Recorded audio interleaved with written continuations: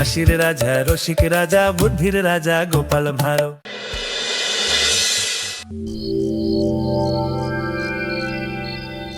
যদি ভালোবাসা নাই থাকে, শুধু একা একা লাগে, কোথায় শান্তি পাবো, কোথায় গিয়ে বলো, কোথায় গিয়ে।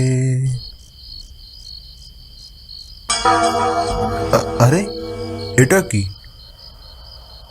যাই, এটাও নিয়ে যাই রাজামশাইয়ের কাছে।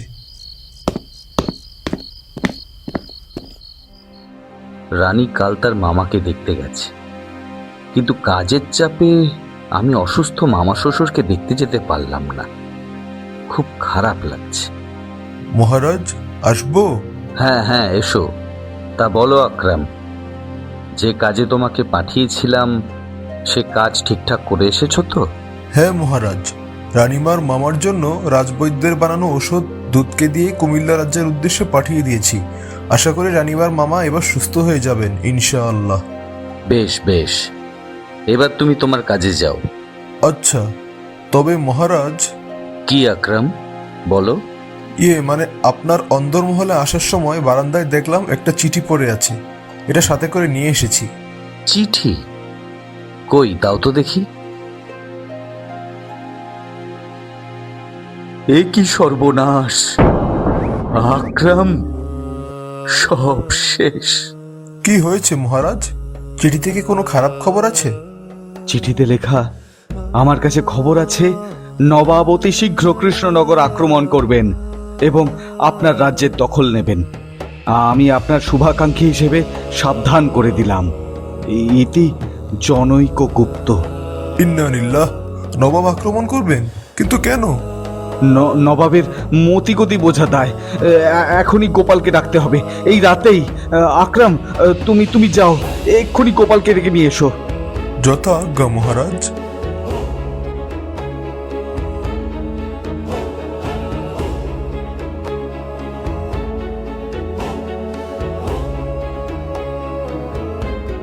মহারাজ, এত রাতে তলব, কোনো বিপদ আপদ হয়েছে কি? আমার মাথায় বাজ পড়েছে গোপাল। কি সব অলক্ষণে কথা বলছেন মহারাজ?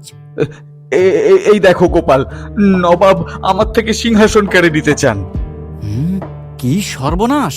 শেষে কিনা নবাব বাহাদুর এরকম ষড়যন্ত্র করলেন। এখন আমি কি করব গোপাল? আমার যে খুব অশান্তি লাগছে। মহারাজ, আপনি শান্ত হন, আমি ভেবে দেখি কি করা যায়। যা করার একটু তাড়াতাড়ি করো গোপাল। ভাবছি আমি কালই ছদ্মবেশে নবাবের দরবারে যাব। ওনাদের কর্মকাণ্ড আমি নিজের চোখে পর্যবেক্ষণ করব, দেখব ওই নবাবের পেটে কি আছে। সত্যি যাবে গোপাল? তুমি গেলে অনেকটা নিশ্চিন্ত হব। যাও, গিয়ে দেখে এসো নবাবের কি মতিগতি, আর সাবধানে নবাবের উপর নজরদারি করো গোপাল। ও নিয়ে চিন্তা করবেন না মহারাজ, আমি কাল সকালেই বেরিয়ে পড়ব।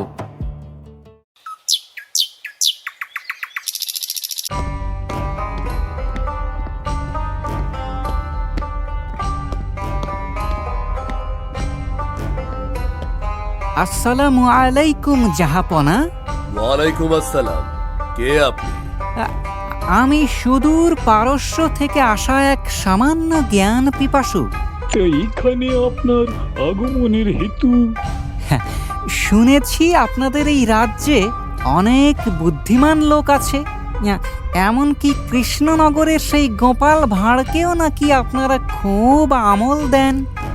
আমি দাবি করছি আমি গোপালের চেয়েও 10 গুণ বেশি বুদ্ধি রাখি।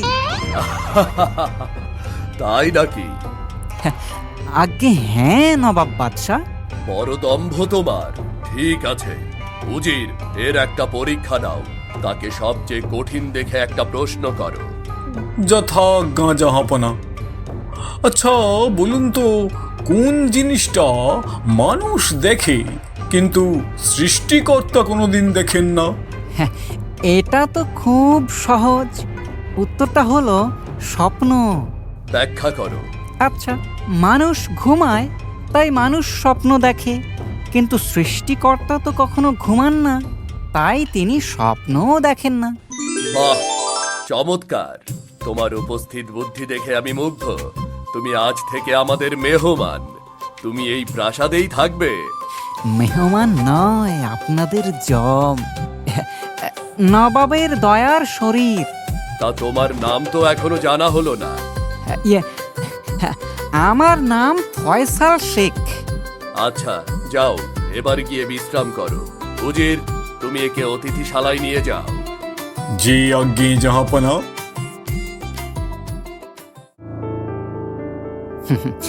এখন থেকে আমায় নবাবের সাথে মিশে যেতে হবে। কখন কি বিষয়ে আলোচনা করছে সেগুলো মনোযোগ দিয়ে শুনতে হবে।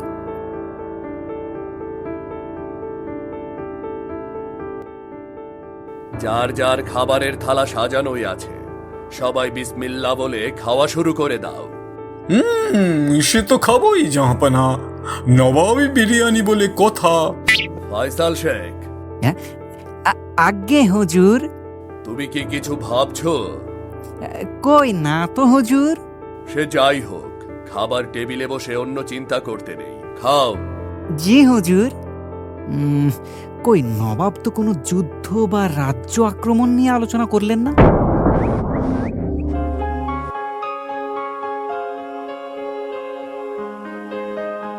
এখনো তো অস্বাভাবিক কিছু দেখলাম না।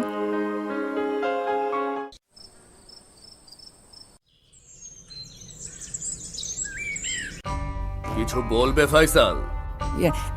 না হুজুর, দেখলাম একা বসে আছেন, তাই আপনাকে সঙ্গ দিতে এলাম। তাই? আচ্ছা ফয়সাল, তুমি নিজেকে আসলে কি ভাবো? হঠাৎ এ কথা বলছেন কেন জাহাপনা? বলছি কারণ তুমি ভেবেছো আমার ওপর তোমার গোয়েন্দাগিরি আমি টের পাইনি। হুজুর, ইয়ে মানে গত 2 দিন যাবত আমি লক্ষ্য করছি তুমি যেন আমার পেছনে আঠার মতো লেগে আছো। আমি যেখানেই যাচ্ছি আবার সাথে সাথে আসছো, আমার দিকে কেমন সন্দেহের দৃষ্টিতে তাকাচ্ছ। এগুলো সবই আবার চোখে পড়েছে। জাহাপনা, আমাকে ক্ষমা করুন, কিন্তু আপনি এত সহজে টের পেলেন কিভাবে? আমার 1000টা চোখ আর 1000টা কান, সেগুলো সব সময় খোলা রেখে চলতে হয়।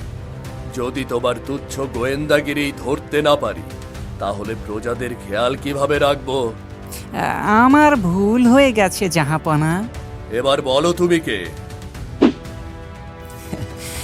আগে আমি গোপাল। গোপাল? তুমি এখানে এই বেশে? কিন্তু কেন? আসলে আমাদের রাজা মশাইয়ের কাছে একটা বেনামি চিঠি এসেছিল। আপনি নাকি কৃষ্ণনগর আক্রমণ করবেন, তাই আমি আপনার গতিবিধির উপর নজর রাখতে এসেছিলাম। সত্যি কি আপনি আমাদের উপর আক্রমণ করবেন? কি মনে হয় তোমার? এই কদিন আপনার উপর নজরদারি করে সেরকম কিছু মনে হলো না? শোনো গোপাল, তামাম বাংলায় আমারই অধীনে থাকা একটা ছোট্ট রাজ্য হলো কৃষ্ণনগর। তুচ্ছ একটা কৃষ্ণনগর দখল করে আমার লাভটা কি বলতো? আর আমার ক্ষমতা সম্পর্কে তো জানো, আমি চাইলে এক ইশারায় সব কেড়ে নিতে পারি। কিন্তু আমি আমার অধীনস্থ রাজাদের সাথে অবিচার করি না। আমি লজ্জিত জাহাপনা। উড়ো চিঠির উপর ভরসা করে আমি আপনার মতো মহান মানুষকে সন্দেহ করেছি। যাও গোপাল, ফিরে গিয়ে কৃষ্ণচন্দ্রকে বলো সে যেন কখনো কোনো কিছু শুনে সেটা আগে বিচার করে, হুটহাট সিদ্ধান্ত যেন না নেয়। অবিবেচকের মতো কাজ রাজাকে মানায় না। যথা আজ্ঞা জাহাপনা, এবার আমি আসি। হ্যাঁ, এসো।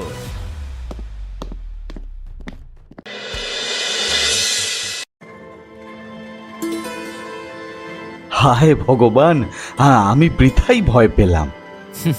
না মহারাজ, আসলে ওই উড়ো চিঠিটা হয়তো কোনো বদমাশ আপনাকে আতঙ্কিত করতে পাঠিয়েছে। নবাব তো নবাবের মতোই মহান। আমি বৃথাই ভয় পেলাম। মহারাজ, বুদ্ধিমান শত্রু ভালো, কিন্তু নির্বোধ শুভাকাঙ্ক্ষী বা উড়ো চিঠি খুব বিপজ্জনক। তবে আমি প্রতিজ্ঞা করছি, যার জন্য আমরা এত বিভ্রান্ত হলাম তাকে খুঁজে বের করবই।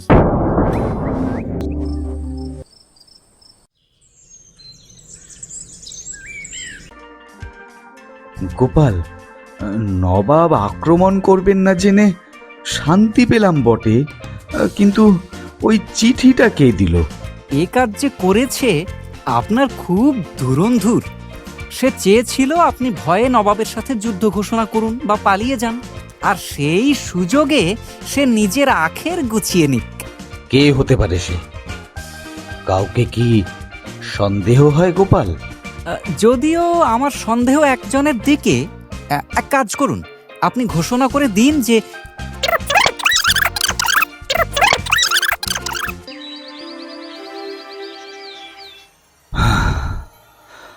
সভাসদগণ, ওই চিঠি পাওয়ার পর থেকে আমি শান্তিতে নেই। তাই আমি ঠিক করেছি কাল ভোরেই আমি রাজ্য ত্যাগ করব। সে কি মহারাজ?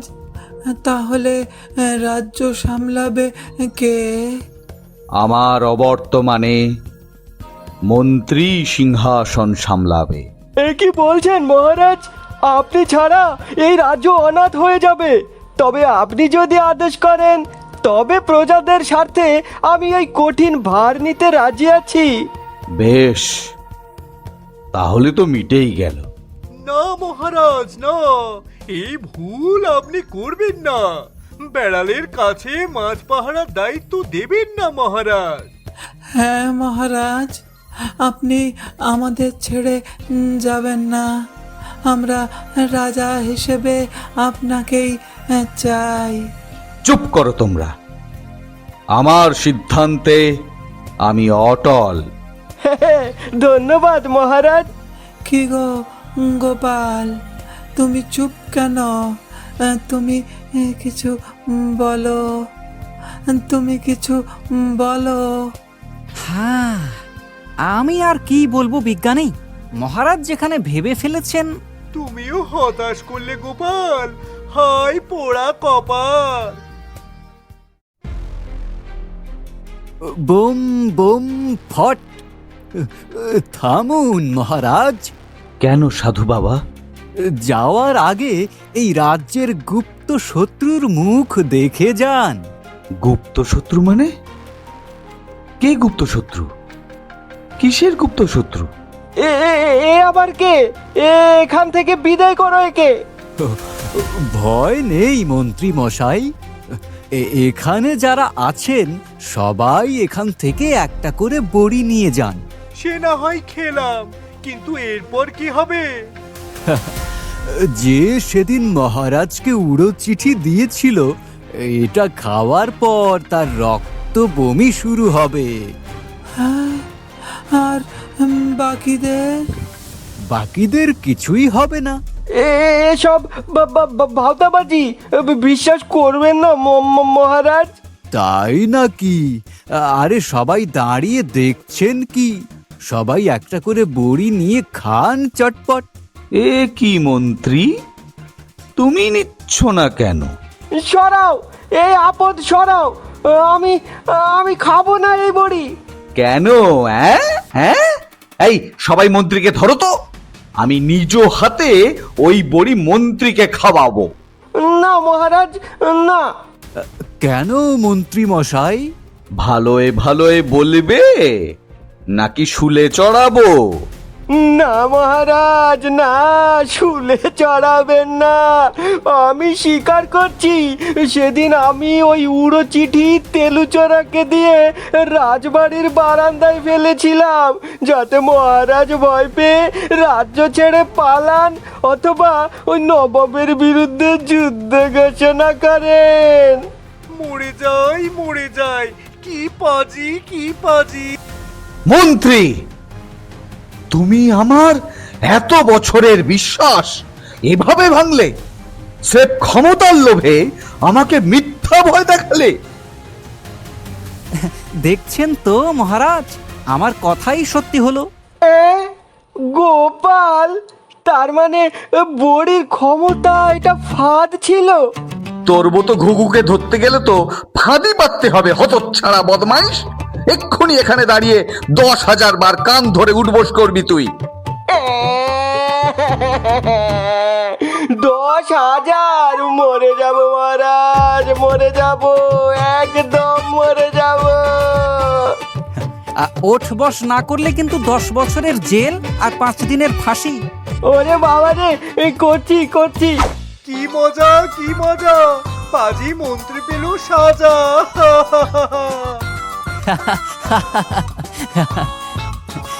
মহারাজ, বাইরে থেকে আসা শত্রুর চেয়ে ঘরের ভেতরে থাকা শুভাকাঙ্ক্ষী কখনো কখনো বেশি বিপজ্জনক। এখন থেকে চোখ কান খোলা রাখবেন। ঠিক বলেছ গোপাল, ধন্যবাদ তোমাকে আমার চোখ খুলে দেওয়ার জন্য এবং আমার রাজ্যকে বাঁচানোর জন্য।